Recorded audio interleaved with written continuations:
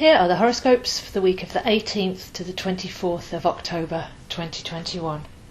We have a big week coming up this week with Jupiter turning direct, Mercury turning direct, big full moon in Aries, and some awkward aspects to Pluto.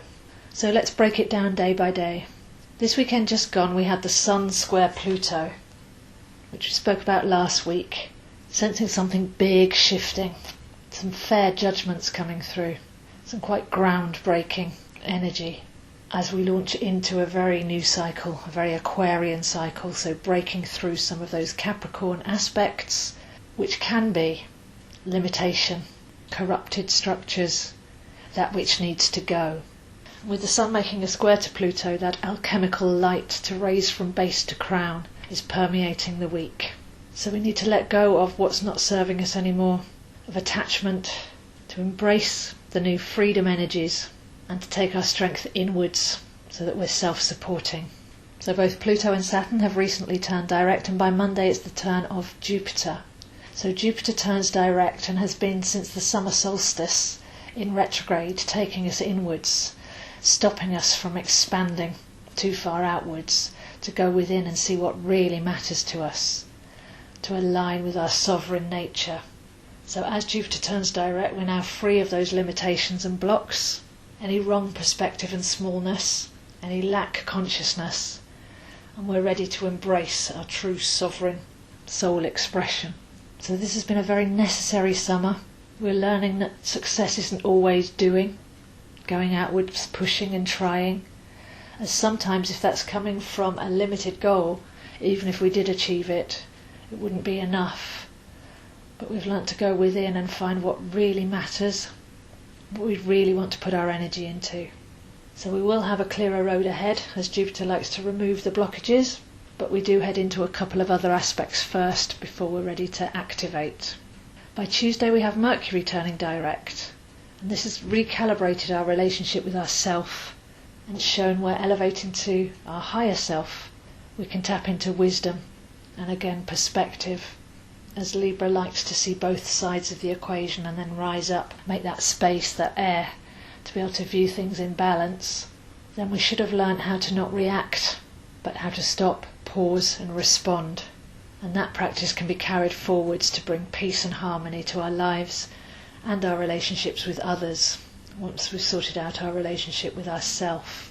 So this carries on because on Wednesday we have the full moon at 27 degrees Aries, and this is 13:56 UK time. Mars is right next to the Sun, and the Sun and the Moon make what's called a T-square to Pluto, which is an awkward angle. So this will bring up any residue of repressed anger, of impulsive behaviour. Because to be really sovereign to ourselves, we can't just react, we can't be impulsive, we can't thrash out at others because something's gnarling away inside of us. This will give us the opportunity to go in and attend to our own buttons rather than perceiving them as other people having a go at us. What is it in you that's reacting, that's angry, that wants to come up and out? So there's a necessary tension here.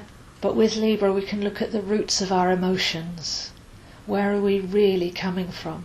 And if this is something from the past, Pluto wants to get rid of that. So many people carry their childhood stories with them. They're actually acting today on something that happened possibly 20, 30 years ago, but they've personalised as a story. So look at the root of your emotional reaction. If there is irritation or anger coming up from the deep, and just with Mercury direct now gently go in and have a look at where you picked that up, what it really meant to you, what the message was, but you don't have to carry all of that forwards. There's a breakthrough possible here if we face our fears, because our fears can often be the fear of repeating a negative behaviour or having a negative situation repeat in our lives. But that fear can also call that back in, because what we really want to learn is how to see that experience for what it represented, rather than live in fear of it, or in fear of ourselves. So there's a sense here with this full moon of a need to be very still, very balanced, very calm, and make some space so that we can actually see what's in ourselves that's firing up. Are we being impulsive? Are we acting on gut instinct? And if we're acting on gut instinct, than to go in and talk to the gut, to find what that primal fear is, to resolve it and dissolve it. There may be irritation, there may be frustration, there may be the need to play the diplomat role if this is seemingly happening on the outside of you. So you haven't intended to get into a situation, but you're there in the middle of one anyway. And again, that ability to step back and up, to create the space to see both sides and monitor your own role in making peace will be valuable there. This whole moon has quite a tricky dynamic to it. Indecisive Libra and very decisive Mars opposing Let's Go Aries.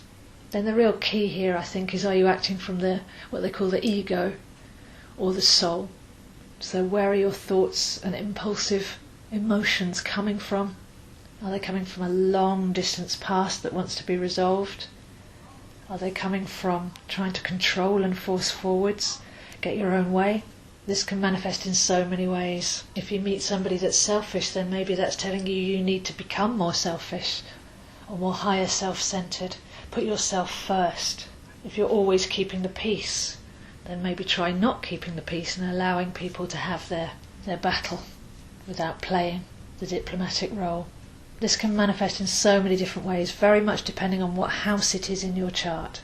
So I really do advise you have a look at what house is in your chart so that you can get ahead of what that story might be and be a little bit prepared, because that again creates the air and the space that you can respond rather than react. So that's the Sun and Mars opposite the Moon, square Pluto. It's a calling to power and very much self-mastery as well. But the good thing here is that we've just had Jupiter and Mercury go direct. So a whole summer of retrograde planets has been slowly preparing us for the way that we're going to be authentically living and expressing will be put to the test as these hot-headed, fiery energies come up under the full moon. Take a breather on Thursday and start to dream and plan. With so much space cleared, can we start to feel our desires, actively pulse them outwards and allow them to return with surprises and perfect timing. So we need to know who we are and what we wish to give and receive, as we are actually entering a winter of being able to manifest from the heart.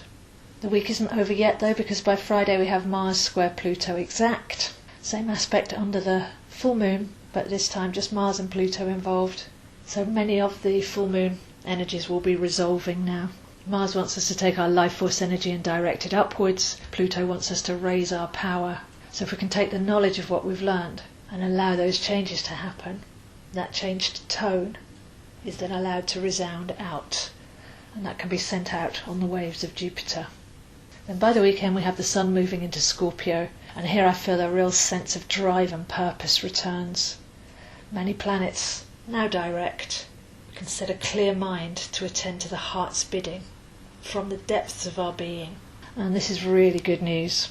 We'll look back to what we thought we wanted in January. We'll realise that our goals and intentions are so much deeper, so much more centred, so much more aligned with our soul purpose, that we'll really be glad of some of the lessons that we've had this year so far. So very active week. Take it easy, always go inwards first. It's about self-control, self-mastery, and as we come out of it, heart manifestation. So really worth the work here. So we're clearing ourselves up to live in a completely free, liberated and independent way, leaving the density of the past behind and excited for what we're calling in for our bright future. So if you'd like to see where this is happening for you, I am available. You can email me, zoehind7@gmail.com, and we can arrange a call to design something specific for you, as I do one-to-one readings, courses and coaching to get into deeper issues. I post on Facebook at AstroZo, Instagram at zoehind7, and these videos, including Transcending the Negative Mind, are on my YouTube channel, Zoe Astro. So if you're on YouTube, please do click the like button, help this video get more views, and if you can, share with your friends, as we all need a little bit of help and steer in these fascinating times. So those are the horoscopes for this week, and I'll see you next week.